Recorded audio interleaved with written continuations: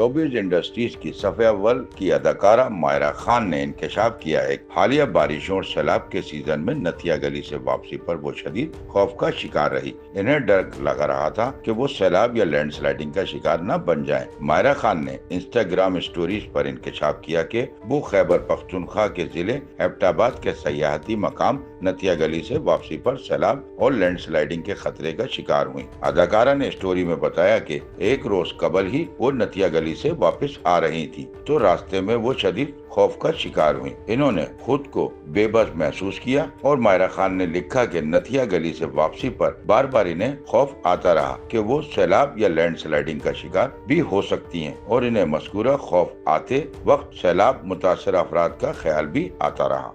Sachal news network की videos में खुश आमदेद। नाजरीन, वीडियो से मुतालिक अपनी कीमती राय का इजहार कमेंट बॉक्स में ज़रूर करें और चैनल को सब्सक्राइब करें।